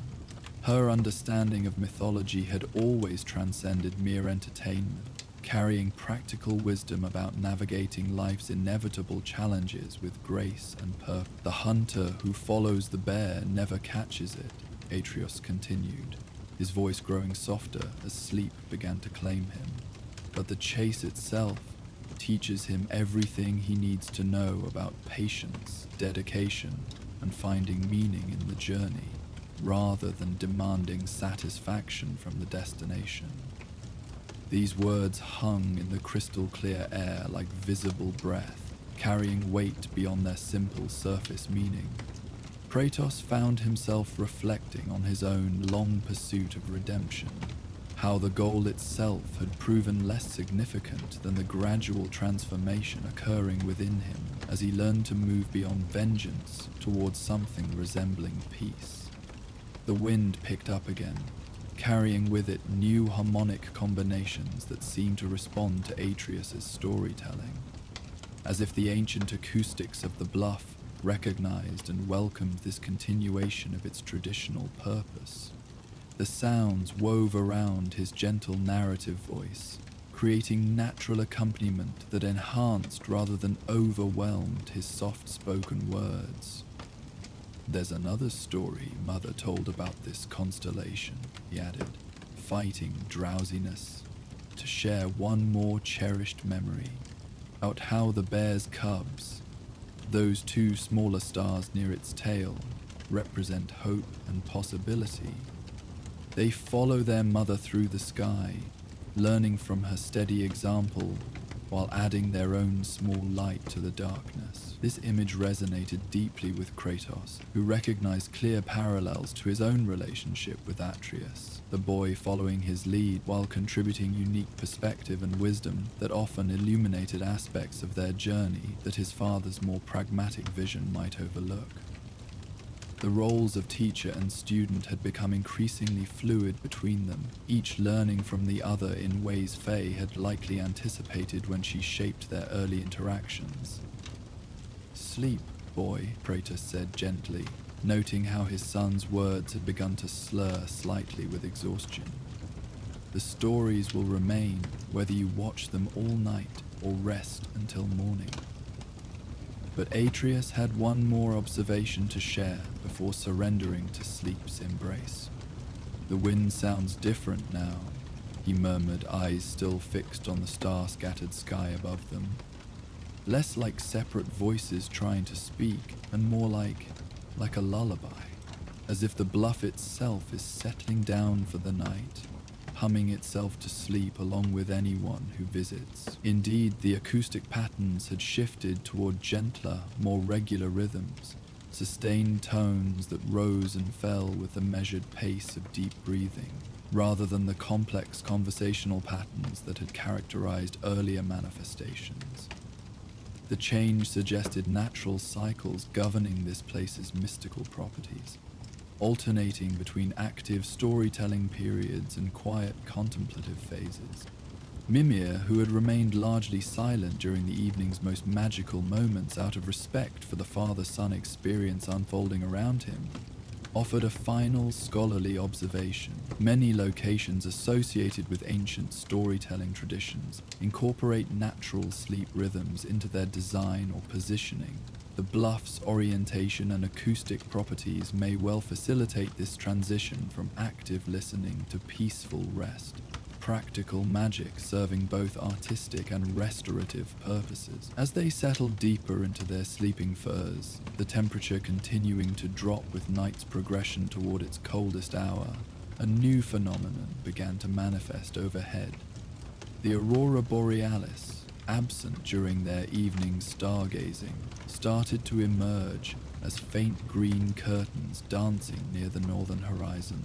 These lights remained subtle compared to dramatic displays they had witnessed during other journeys, but their gentle movement added another layer of wonder to an already extraordinary night. "Aurora," Atreus breathed, the single word carrying all his appreciation for this unexpected gift. Though fatigue weighed heavily upon him, he remained awake long enough to watch the lights strengthen gradually, their ethereal dance reflecting the same fluid grace that had characterized the wind's musical patterns throughout the evening. The northern lights seemed to respond to the bluff's unique acoustic properties, their movements synchronizing subtly with the harmonic patterns still flowing through the rocky formation's natural chambers and crevices. Colors shifted in time with musical phrases, creating synesthetic experience that engaged multiple senses simultaneously.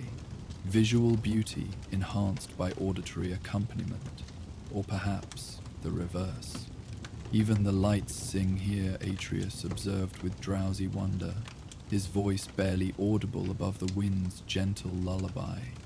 Everything connected, stars, wind, lights, stories, all part of the same larger song that includes us too, somehow.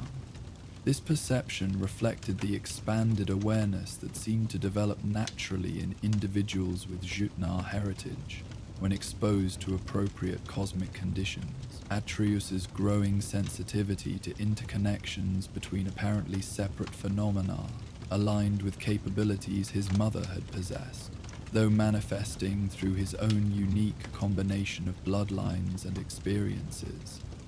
Atreus watched the aurora's gentle display while listening to his son's increasingly sparse comments, noting how the boy's breathing gradually deepened into sleep's steady rhythm. The sight of Atreus at peace beneath the dancing lights, his face relaxed in expression of profound contentment, stirred emotions that Kratos rarely allowed himself to acknowledge fully. Gratitude for moments of pure beauty untainted by violence or loss. Hope that such experiences might shape his son's character more significantly than the harsh necessities that had dominated his own development. The wind continued its nocturnal serenade, carrying occasional fragments that might have been words in languages too ancient for recognition, or simply natural sounds that tiredness and wonder transformed into something more meaningful than random noise. Whether the Sky Singer's stories truly persisted in this place, or existed only in the imaginations of those who sought them, mattered less than their power to create moments of connection between earth and sky, past and present, parent and child. As midnight deepened toward the small hours before dawn, Kratos found himself reflecting on the evening's gentle magic with surprise at his own receptivity to experiences that offered no practical advantage beyond simple beauty and peaceful contemplation.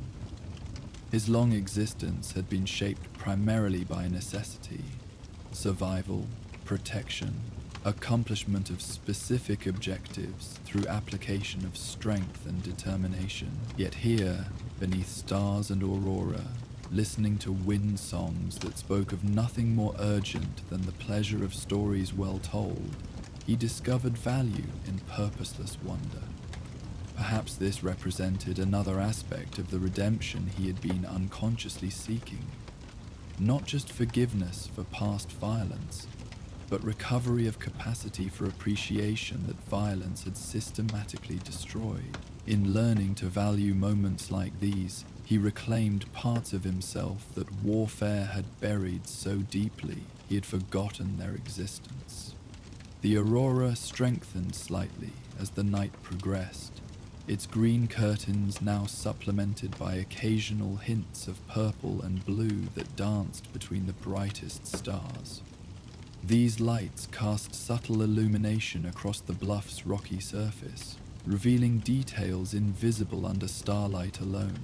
Small flowers growing in protected crevices, patterns in stone that might have been natural formation or might have been ancient carvings worn smooth by countless years of weather. In this enhanced visibility, Kratos noticed something that had escaped his attention during their earlier exploration of the bluff. Near the fire circle's edge, partially concealed by accumulated debris, lay what appeared to be carved stone. Not natural rock formation, but deliberate human craftsmanship. Careful investigation revealed a tablet bearing symbols that, while weathered beyond easy interpretation, clearly represented intentional communication rather than random markings. He examined these carvings without disturbing his sleeping son, using aurora light to discern whatever details remained visible after years of exposure to mountain weather. The symbols appeared to be runic in character, though employing alphabet variations he didn't immediately recognize. Some sections remained relatively clear, while others had been worn to barely perceptible traces that required careful observation to distinguish from natural stone texture.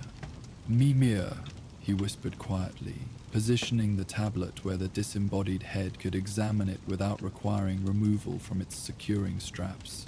"Can you interpret these markings?" Mimir studied the carved symbols with scholarly interest, his enhanced vision allowing detailed assessment despite the limited illumination. "Fascinating," he murmured after several minutes of careful examination. "This appears to be memorial inscription, not conventional grave marker, but commemoration of someone whose body never received proper burial. The dialect is archaic even by my standards, but I can make out references to Songweaver and Starfriend, terms that align remarkably well with Skysinger legends." This discovery added new dimension to their evening's experiences, suggesting that stories of the mystical performer might contain more historical foundation than pure mythology. If actual person had indeed used this location for regular performances, residual traces of those activities could potentially explain the acoustic phenomena they had observed. Natural acoustics enhanced by deliberate positioning and perhaps even structural modifications designed to optimize sound transmission. "What else can you determine?" Kratos asked, maintaining quiet voice to avoid disturbing Atreus's peaceful sleep. "The inscription suggests the person commemorated here died far from home, but their song spirit was believed to return regularly to this place of greatest triumph." Mimir continued his translation with increasing fascination. "There are references to seasonal performances, winter solstice particularly emphasized, and something about stories that live beyond the singer's breath through connection with cosmic forces. These details aligned closely with Atreus's experience of collaborative storytelling, where environmental conditions seem to provide narrative frameworks requiring human consciousness to complete. If historical Skysinger had indeed developed techniques for embedding story fragments in the bluff's acoustic properties, modern visitors might genuinely access residual traces of ancient performances through appropriate receptivity and environmental condition. The aurora continued its gentle display overhead, colors shifting slowly through spectrum of greens and blues that complemented rather than competed with starlight's silver brilliance. Under this combined illumination, the carved memorial tablet seemed to shimmer slightly, as if responding to the same cosmic energies that activated other mystical properties associated with the bluff. "Should we wake the boy to share this discovery?" Mimir asked, recognizing how much Atreus would appreciate confirmation that Skysinger legends contained historical elements. Kratos considered this suggestion while watching his son's peaceful sleep beneath the dancing lights.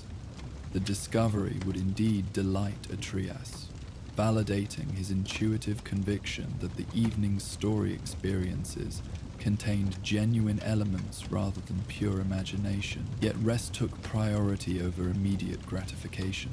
The revelation would prove equally significant whether shared now or at more appropriate moment. "Morning will suffice," he decided quietly. "Sleep serves him better than excitement at this hour."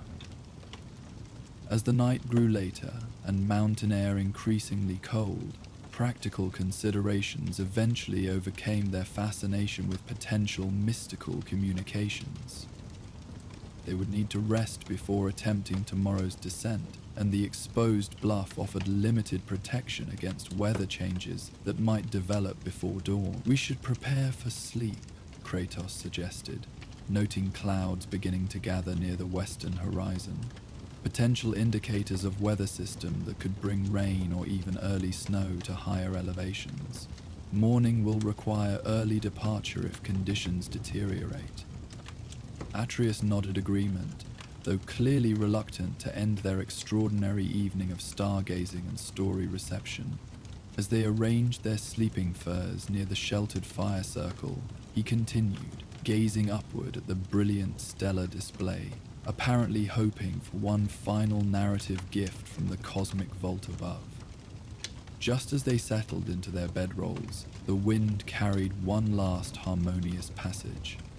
Softer than the previous episodes, but somehow more personal, as if directed specifically toward their small gathering, rather than broadcast generally across the landscape. The sounds formed no recognizable words, yet conveyed unmistakable impression of gratitude and blessing, like a gentle farewell from gracious host.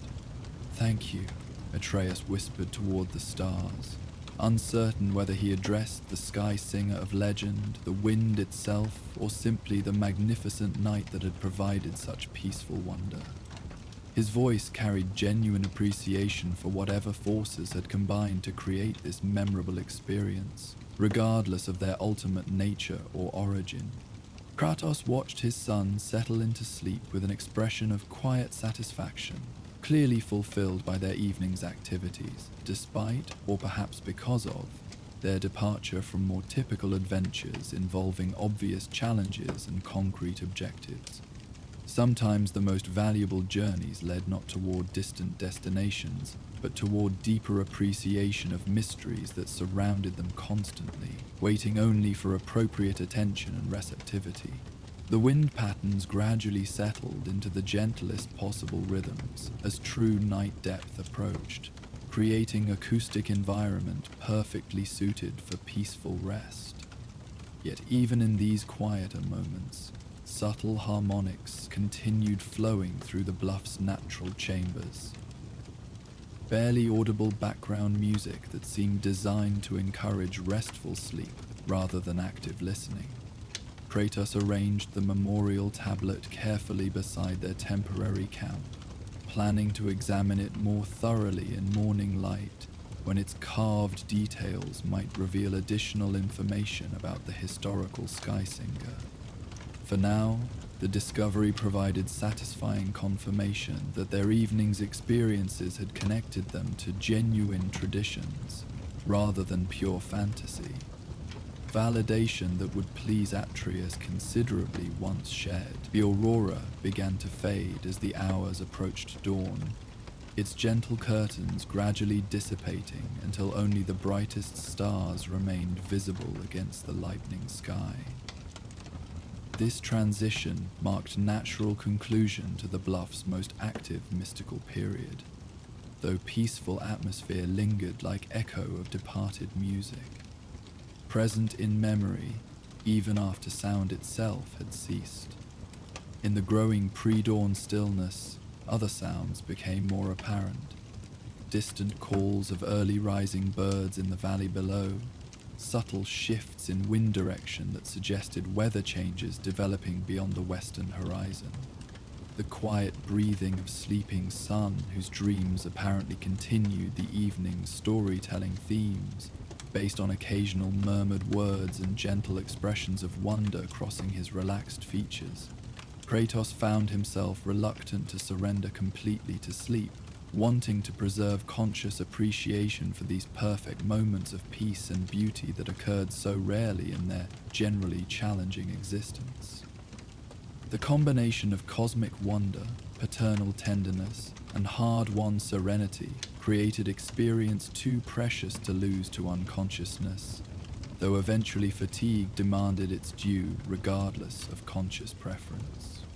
His last waking impression involved awareness of profound gratitude, not directed toward any specific divine entity, but encompassing general appreciation for circumstances that had allowed this gentle evening of stars and stories to unfold without interruption, from the violence and urgency that typically characterized their adventures. Such moments represented gifts beyond price, treasures that no amount of gold or magical power could purchase or guarantee. As sleep finally claimed him, Kratos experienced unusually peaceful dreams, filled with images of Fae teaching young Atreus to read star patterns, of the boy's mother sharing stories that wove together practical wisdom and cosmic wonder in ways that prepared him for exactly the kind of experience they had shared atop the bluff. In these dream visions, past and present merged harmoniously, suggesting continuity of purpose that transcended individual mortality. Legacy preserved through stories passed from one generation to the next.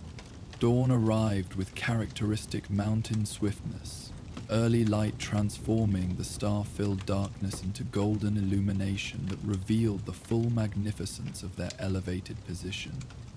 The view that had impressed them during yesterday's ascent proved even more spectacular under morning conditions, with mist rising from valley lakes and distant peaks, catching first sunlight in displays of natural artistry that rivaled any human creation. Atreus woke refreshed and immediately eager to share memories of dreams that had apparently continued the previous evening's storytelling experiences. His face glowed with excitement as he described visions of ancient performers gathering on this very bluff, their voices joining with wind and starlight to create narratives that transcended ordinary entertainment. "I dreamed about her," he said, sitting up in his sleeping furs with an expression of wonder still fresh from sleep. The Sky Singer herself, standing right where we camped, surrounded by dozens of listeners who had climbed up here just to hear her stories. She looked almost like Mother, actually. Same kind of gentle strength and wisdom in her eyes. This description stirred complex emotions in Kratos, who recognized both his son's continuing need to process grief over Faye's death and his natural tendency to seek maternal figures in various forms. The dream Sky Singer had resembled his departed mother suggested psychological processing that extended beyond simple entertainment into deeper emotional territory. "What stories did she tell in your dream?" he asked, genuinely curious about narratives his son's unconscious mind had constructed or accessed during sleep. "Stories about connections," Atreus replied thoughtfully, his voice carrying conviction that suggested these dream experiences felt completely real rather than mere fantasy.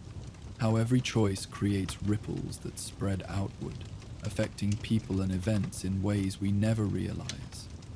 She showed me patterns, like looking down at a river system from very high up, seeing how tributary streams connect to form larger flows that eventually reach the ocean." This imagery aligned remarkably well with concepts Faye had often discussed regarding individual responsibility within larger cosmic patterns, or philosophical perspectives that had shaped her approach to raising Atreus and guiding their family's choices. That similar themes had emerged through dream contact with legendary Sky Singer suggested either remarkable coincidence or genuine access to wisdom traditions that had influenced both women. Before Atreus could elaborate further on his extraordinary dreams, Kratos redirected his attention to the memorial tablet discovered during the night's exploration.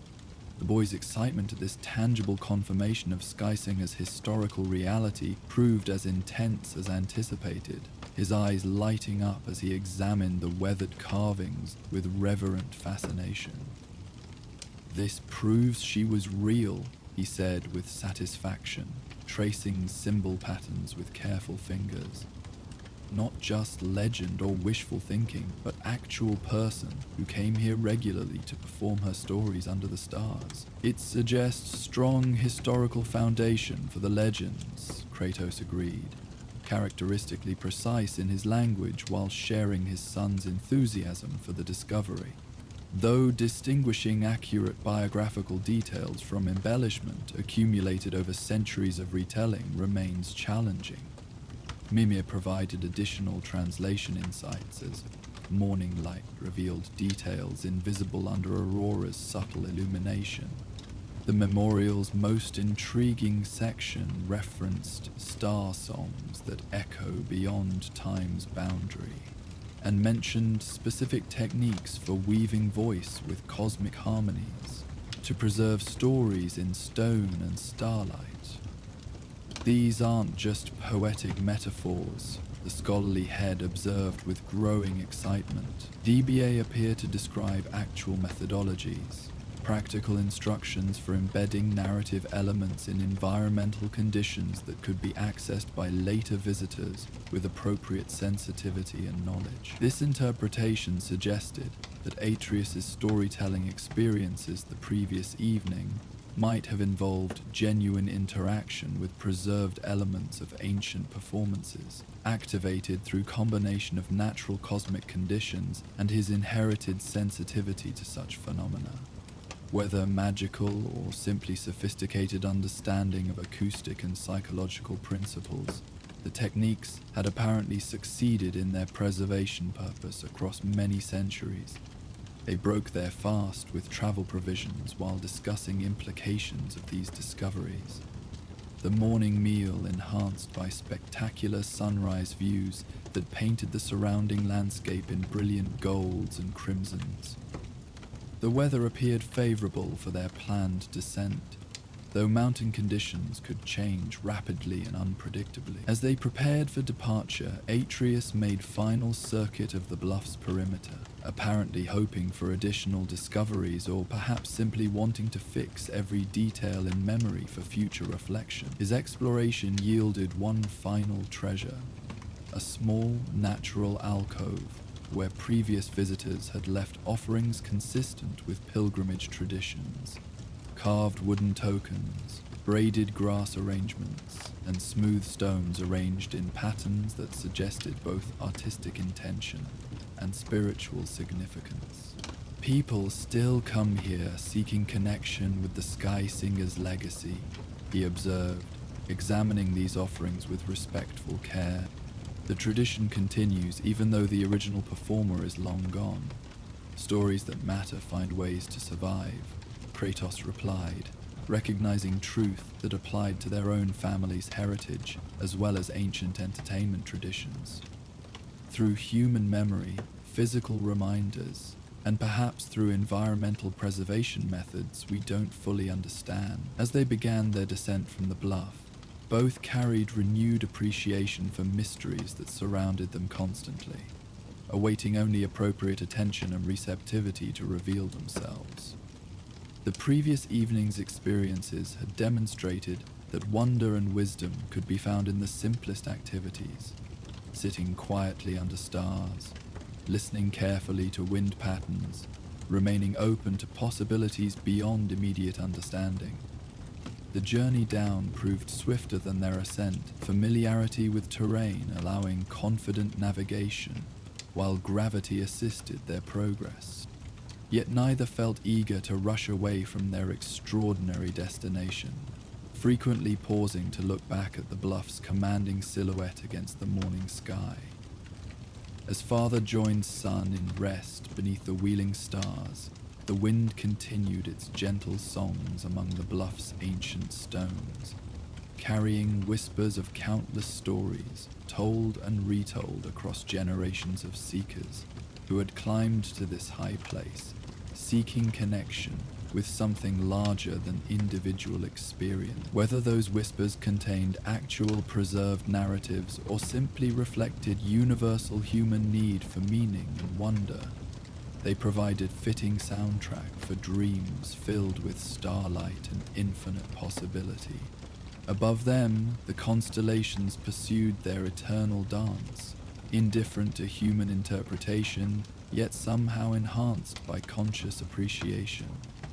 Cosmic stories written in light and time, awaiting rediscovery by each generation, bold enough to climb high places and listen carefully to the wind's ancient songs. In this peaceful communion between earth and sky, father and son found rest that carried them gently toward morning, while around them the night continued its patient vigil over all who sought wisdom in starlight and found peace in stories whispered by the wind.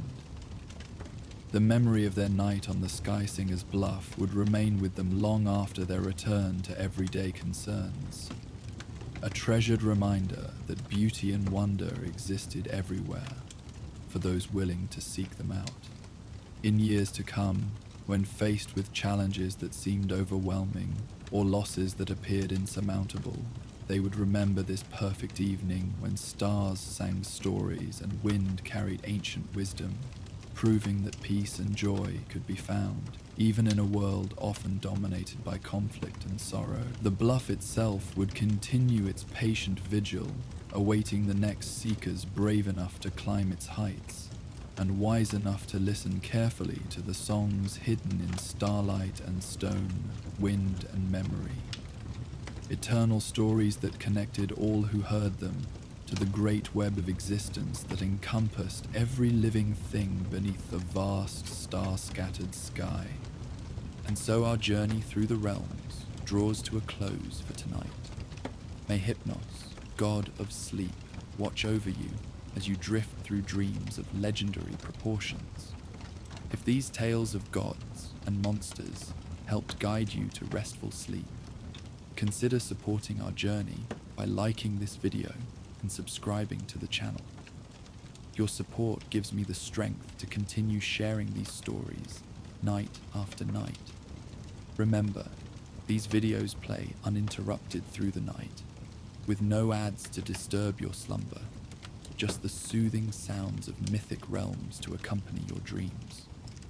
For those seeking passage to exclusive content, our Patreon offers early access to all videos and special playlists crafted to enhance your sleep. The link awaits in the description below. Until our next journey together, may your sleep be deep, your dreams be mighty, and your rest be undisturbed by the conflicts of gods and men. Sleep well, brave one.